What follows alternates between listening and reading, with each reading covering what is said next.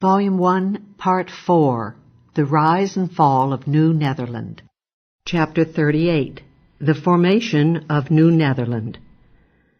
The British seizure of New Netherland, the vast if thinly settled Dutch territory in North America, wrought a permanent change in the pattern of English colonization in the New World. The grant of this vast area to the proprietorship of the Duke of York, younger brother of Charles II, and its seizure by Colonel Richard Nichols in 1664 brought under English control a great land area that was much later to constitute the Middle Colonies. How had New Netherland been formed? 17th century Dutch policies cannot be fully comprehended without recognizing the fierce and continuing political divisions within the Dutch Republic over constitutional and foreign policies. Early in their long revolutionary struggle against Spain for religious toleration, freedom from taxation, and independence from central imperial rule, the 7 northern Dutch-speaking Calvinist provinces of the Netherlands had established a loose confederation. Governing these united provinces was a States General representing the completely autonomous provincial legislatures or states. Not being burdened by the overweening state power of the other European countries, the Dutch maritime cities, especially those in the provinces of Holland and Zeeland, were able to forge the greatest economic progress in Europe. The Dutch freely engaged in trade throughout Europe, even after Spain's union with Portugal had cut off their supplies of spices, sugar, and salt from the East Indies, Brazil, and the West Indies.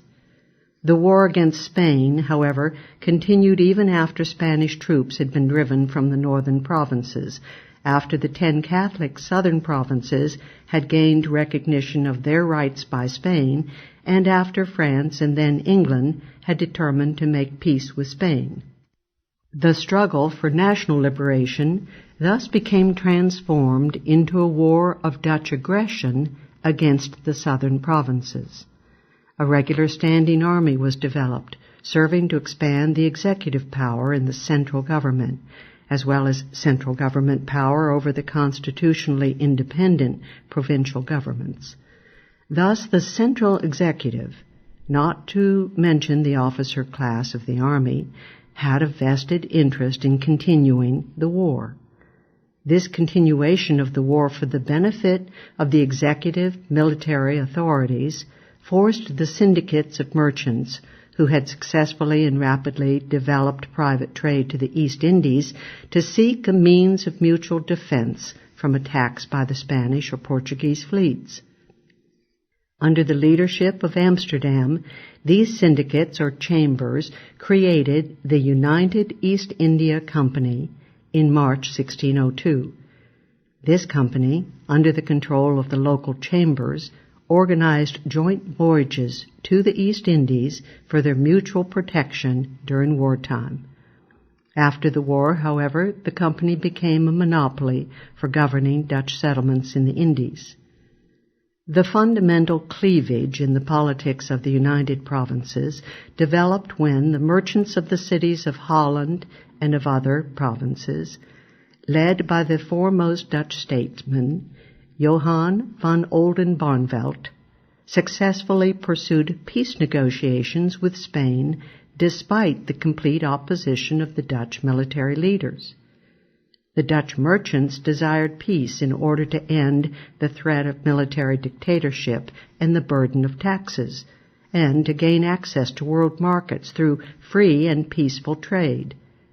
These merchants formed the basis of the Republican Party, standing for liberal principles of peace, free trade, liberty, and, in particular, the maintenance of the original Dutch Confederation of towns and provinces. In that confederation, each level of governmental power was strictly limited by the application of a virtual unanimity principle. The Republicans, furthermore, tended to be Arminians, following the liberal Dutch Protestant theologian Jacobus Arminius, who emphasized free will, natural law, and religious toleration as over against the Calvinist doctrines of predestination and state enforcement of religious conformity. Opposition to the peace negotiations with Spain was centered in the Orange Party, composed largely of gentry, dependent upon their lucrative and powerful military positions, and whose leader was the Prince of Orange, the military commander of the Netherlands. The Orange Party sought greater powers for the central government, a strong standing army, and ultimately the substitution of an Orange monarchy for the Republican Confederation. Allied with the nobility and military in the Orange Party was the great part of the Calvinist ministers. The Orange Party, in fact, was often termed the Calvinist Party. The Calvinist ministers found the discipline of war more suitable to Calvinist practices than was the increased standard of living resulting from peaceful trade. Furthermore, a strong central government resulting from war was seen as the best means of enforcing religious conformity, especially against the Arminians, who were protected by the provincial independence of Holland. Holland was the center of strength of the Republican Party, containing as it did the least influence by nobles or the military and the greatest commercial and maritime strength.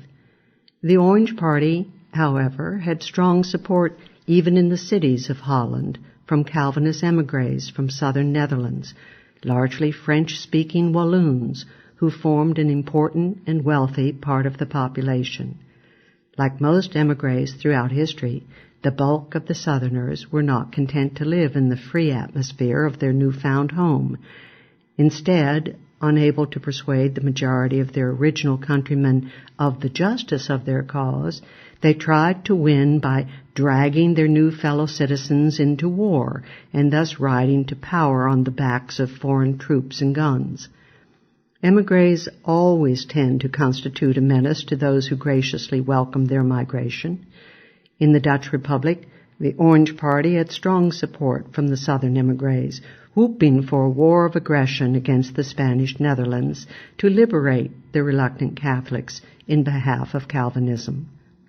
The peace negotiated by the Dutch Republicans, the 12-year Truce of Antwerp, April 1609, gained the recognition by Spain of the virtual independence of the United Provinces and of the right of the Dutch to engage in Eastern trade similar to the right won by England in the Treaty of 1604.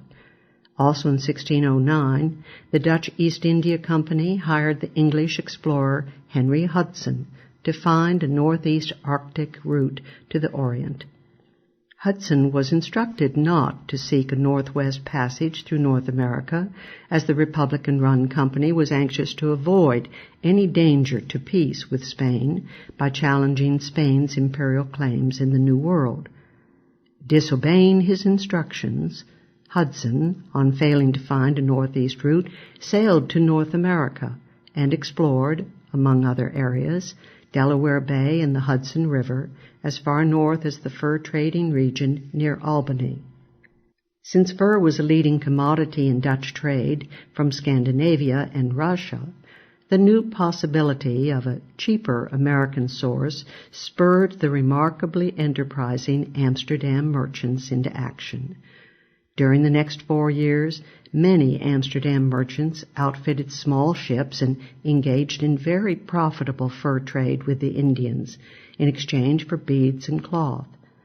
These individual traders also founded a settlement on Manhattan Island, explored first by Adrian Block in 1613.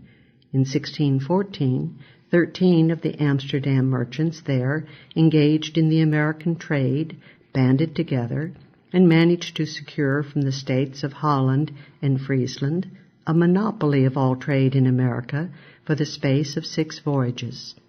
Soon afterward, these merchants strengthened their hold by forming the United New Netherland Company and obtaining from the States General a 3-year monopoly of all American trade in the area between New France in the north and the Delaware River. One of the first acts of the New Netherland Company was to found a settlement vital to the fur trade far up the Hudson River at Fort Nassau, later Fort Orange, now the site of Albany, near the junction of the Hudson and Mohawk rivers.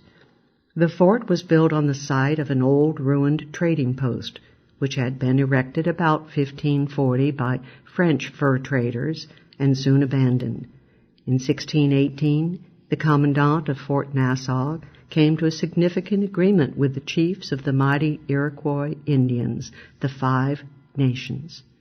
In this durable treaty, the Dutch and Iroquois agreed to trade peacefully in muskets and ammunition in exchange for fur.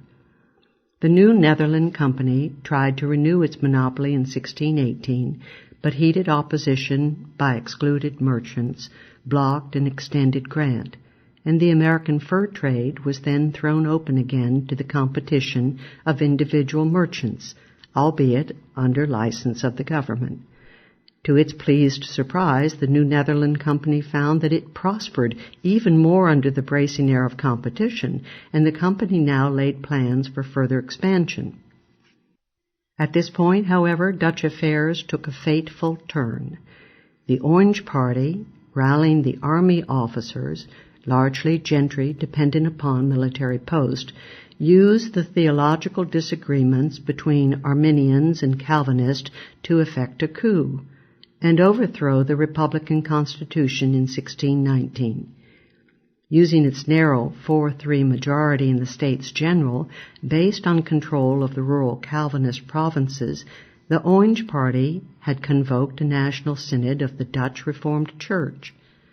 When the synod condemned and ordered the persecution of the Arminian theologians, the state of Holland refused to approve, using its well-founded constitutional independence to safeguard the principle of religious toleration. At that point, Prince Maurice of Orange and his army attacked Holland and arrested Oldenbarnevelt and other Republican leaders, including Hugo Grotius, the founder of international law.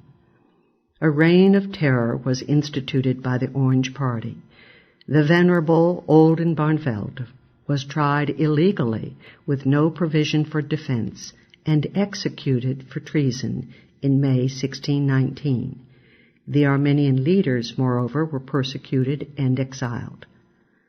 The now dominant Orange Party proceeded to renew its aggression against the southern Netherlands upon expiration of the truce in 1621, and proposed to carry the war to the American possessions of Spain and Portugal. At this point there came to the fore an eminent Walloon émigré, merchant, William Uselinx, who for 30 years had propagandized for the establishment of a Dutch West India Company to establish colonies in South America for reaping such valuable tropical products as sugar and tobacco. In June 1621, the States General chartered the Dutch West India Company under Orange control with the aim of plundering and conquering the Spanish and Portuguese colonies and monopolizing the slave trade. Although modeled on the Dutch East India Company, the West India Company was a pure creation of the state to achieve military objectives. The state contributed half the capital and ships and forced the rest of the capital and ships from the reluctant Dutch merchants. In place of the independent Dutch merchants, such as the New Netherland Company, who had gained an important smuggling trade to Brazil and the Caribbean and a free trade to the Hudson River, a monopoly of Dutch trade with and between the Atlantic coast of Africa and the Americas was now granted to the new company. The company was also granted a monopoly of all colonization in America. A government in the form of a commercial company, this overseas instrument of Orange aggression possessed governmental and feudal powers to rule its arbitrarily granted territories, to legislate, to make treaties, to make war and peace, to maintain military forces and fleets of warships in order to plunder, conquer, and colonize. Only the company's appointed Governor-General had to be approved by the States-General.